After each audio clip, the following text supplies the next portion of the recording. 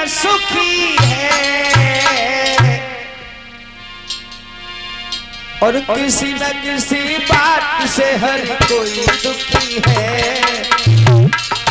किसी न किसी बात से हर कोई दुखी है।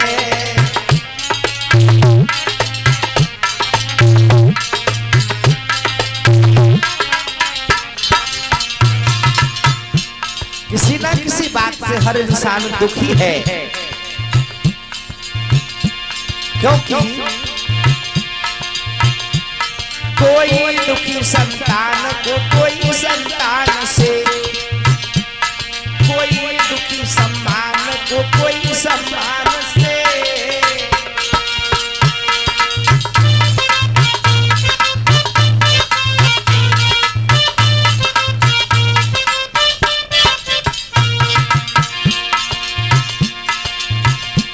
सब दुख से न होते बड़ा दुख शरीर का और भोगता है प्राणी फल अपनी तकदीर का,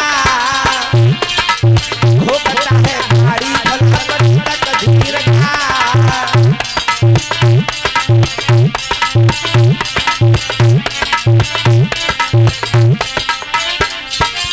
क्योंकि इंसान सब परेशानी सहन कर लेता है, लेकिन जब कोई शरीर में बीमारी हो जाए, परेशानी हो जाए, तो फिर वो उससे सहन नहीं हो पाती। मेरे भैया, अरे अपनी अपनी किस्मत है जो हमने लिखी है, किसी न किसी बात से हर कोई दुखी है, किसी न किसी बात से हर कोई दुखी है।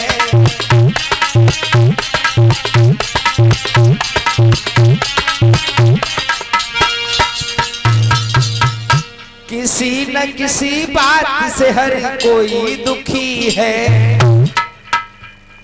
क्योंकि हर इंसान किसी न किसी बात से हर समय दुखी रहता है। आज महाराज हरिश्चंद्र के घर में दौलत के भंडार भरे हैं, किसी भी बात की कमी नहीं है, ना दौलत की कमी, ना शोहरत की कमी, ना सम्मान की कमी है, तो सिर्फ एक संतान की कमी है, क्योंकि घर में कोई संतान नहीं है। बच्चों थोड़ी शांति बनाए रहो। और देखिए, घर पर संतान नहीं है तो लोग अनेक तरह का की जो बाहर वाले होते हैं वो टिप्पणियां लगाते रहते हैं, लेकिन ये बात गलत है। पुत्र को देना ना देना, देकर के छीन लेना, ये तो सब भगवान की लीला होती है। लेकिन रानी तारा जो है हरिश्चंद्र की पत्नी, आंगन में बैठी बैठी रो रही है। हरिश्चंद्र जैसे ही महलों में आए हैं, कहा है तारा क्या बात है? तो तारा ने आंखों में आंसू भर करके कहा है, महाराज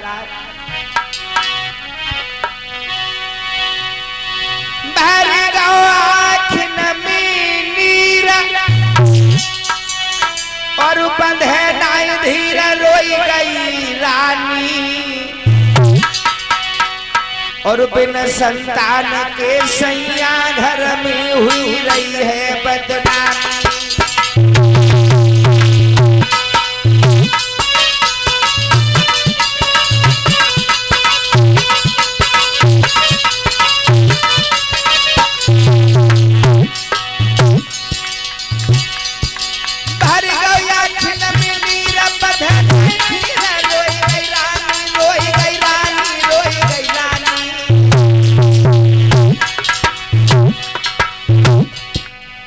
बिन संतान के सैया घर में हुई रही है बदनामी। बोली है तारा, कहा करे पित जाए किन्हें सुनाई दुख की कहानी। इतनी कह के रोई गई महारानी।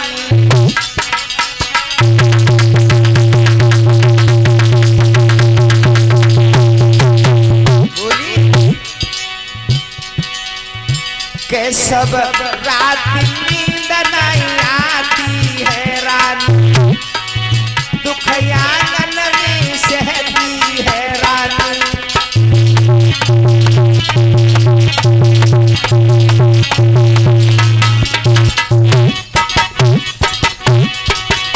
दुख की नदिया गर बहती है रानी, दुख आंगन में सहती है रानी।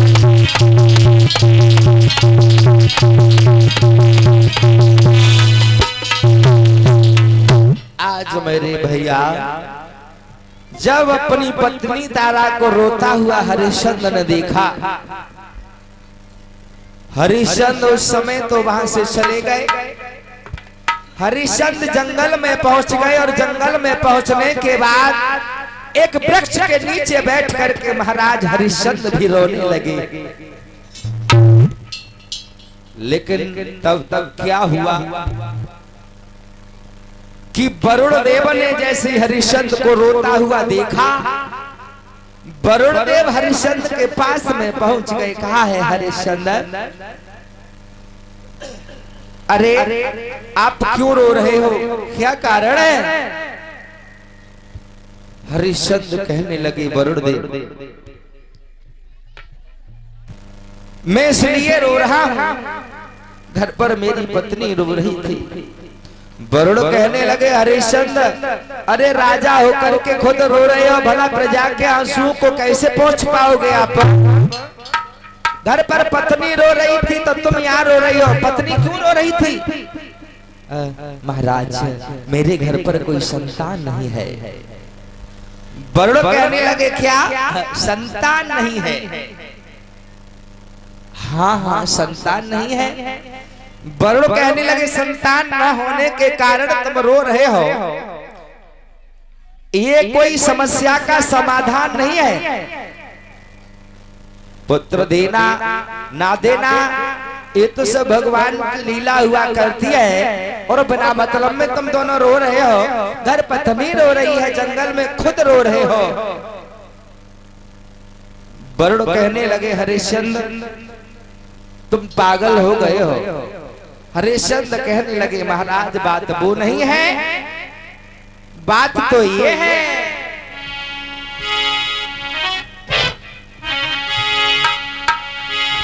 कि पैदा हुई जा तो घर लाल, और चाहे वो और हो तो मर जा तो।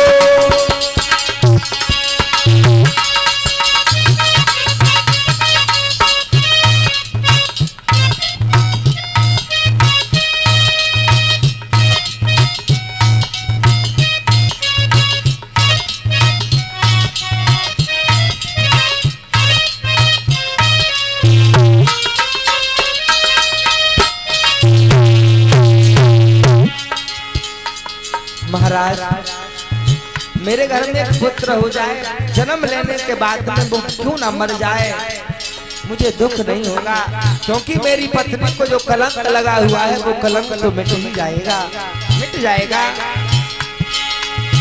पैदा हुई जा तो घर लाल, चाहे वो रो तो मर जा तो।